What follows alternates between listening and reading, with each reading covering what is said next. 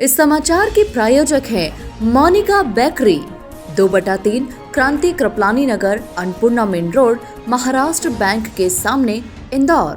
इस न्यूज के प्रायोजक हैं दास बेकर्स, स्थान Shiv Shakti villa, plot number 87, scheme number 103, दुकान नंबर 2, केशरबाग ब्रिज के पास, इंदौर।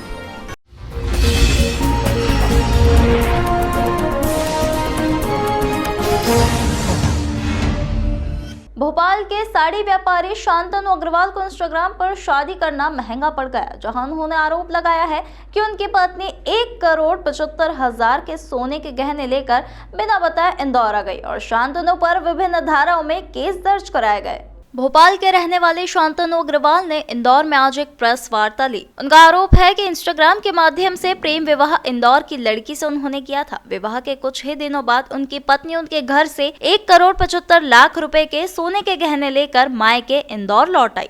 शांतनु अग्रवाल द्वारा अपनी पत्नी को इंदौर से वापस अपने घर भोपाल बुलाने के लिए भेजे गए नोटिस के बाद उनकी पत्नी ने उन पर गलत धाराओं में केस दर्ज करा दिया। मामले में पीड़ित ने प्रेस वार्ता में बताया कि उनकी पत्नी इंदौर के प्रसिद्ध ट्रैवल एजेंसी की मालिक की बेटी है। वहीं उनकी पत्नी ने उनसे 1 करोड़ रुपए खर्च भी करवा लिया और उनके साथ धोखा किया है। मेरी शादी हुई थी 9/5/2022 को। मेरी पत्नी शिवानी शर्मा, जो कि इम्पैक्ट ट्रैवल्स वालों की बेटी हैं, सुनील शर्मा, अनीता शर्मा जी की बेटी हैं, उनसे शादी के लगभग 1 साल पूर्व फरवरी 2021 में इंस्टाग्राम ऐप के माध्यम से हमारी शादी का हमारा प्रपोज़ल आया था, उनका प्रपोज़ल आया था, जो हमारी बातचीत चलती रही। इसके बाद हमारे इंदौर में कई बड़े होटल्स में स्टे हुआ, जिसमें हमारे शारीरिक संबंध भी बने।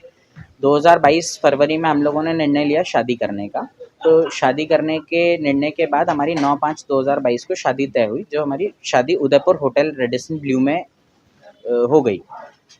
शादी होने के उपरांत लगभग 3 महीने बाद ये हमारे घर से दिनांक 17/9/2022 को सारी ज्वेलरी समेट के, जो कि मेरे मदर की ज्वेलरी है 1,70,00,000 रुपए की, और जो मेरी दिलाई हुई स्त्री धन है लगभग 85 लाख रुपीज़ का, वो सब लूट कर वहाँ से इंदौर आकर रहने लगी।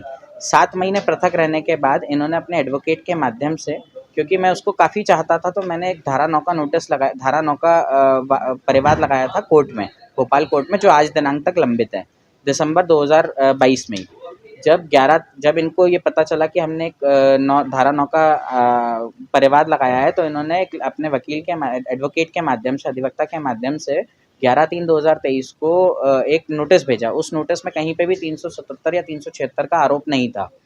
जब नोटिस के 1 महीने बाद मेरे को एक फ़ोन आता है महिला थाना इंदौर से, जो मुझसे कहते हैं कि आपको काउंसलिंग हेतु उपस्थित होना है। जब मैं 18/4/2023 को महिला थाना में काउंसलिंग के लिए उपस्थित होता हूँ, तो थाना प्रभारी श्रीमती ज्योति शर्मा जी मुझसे ये कहती हैं कि आप 2.5 करोड़ रुपए देकर इनसे समझौता कर लीजिए, क्योंकि ये पूंजीपति लोग हैं और इनके काफ़ी कॉन्टैक्ट्स हैं, आपको जेल भेज दिया जाएगा।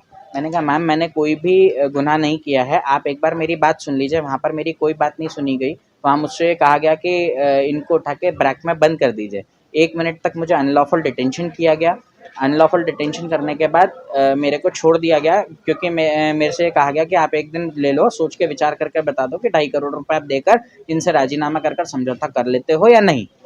मैं जब वहाँ से चला गया, तो मैंने हायर ऑफिशियल्स को इस चीज़ की शिकायत करी। हायर ऑफिशियल्स को शिकायत करने के बाद 24/4/2023 को मुझे पता पड़ता है 25/4/2023 को मुझे पता पड़ता है कि 24/4 को मेरे खिलाफ FIR हो गई है और उसमें धारा 377 लगा दी गई है।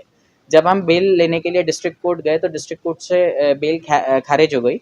हमने माननीय हाई कोर्ट को अप्रोच किया, हाई कोर्ट में बेल लगाई, तो हाई कोर्ट ने जब बेल खारिज करी, तब हमको ये पता चला कि इन्होंने एक फर्जी मेडिकल दस्तावेज़ बनवाया है, जो फर्जी मेडिकल दस्तावेज़ भोपाल का हॉस्पिटल तृप्ति हॉस्पिटल का दस्तावेज़ है। हमने इसकी कंप्लेंट करी, क्योंकि ये जिस वक्त का दस्तावेज़ है, उस वक्त ये मेरे साथ ही भोपाल में रहती थी। जब हमने इस चीज़ को अप्रोच करी, तो हमने इसका आवेदन दिया, तो जांच में ये पाया गया कि वाकई ये फर्जी दस्तावेज़ है। जब हम सुप्रीम कोर्ट बेल लेने के लिए गए, तो इस दस्तावेज़ को हमने चैलेंज किया।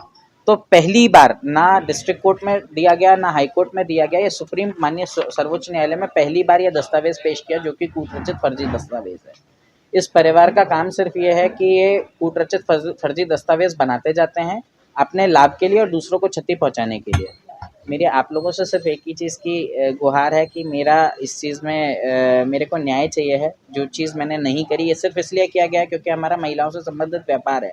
हमारा श्री जी साड़ी वालों के नाम से व्यापार है और साड़ी के कारोबार को डैमेज कर सकें इसलिए धारा 377 का आरोप लगाया गया है। जब इन सब चीज़ों से हमको बेल मिल गई, सब कुछ हो गया, तो इन्होंने धारा 200 का एक परिवाद लगाया जिसमें मेरे जीजा जी को और मेरे बड़े भाई को 376 का आरोपी बनाकर लगाया और ये कहा कि धारा 376 की गई है, उनके साथ बलात्कार किया गया है।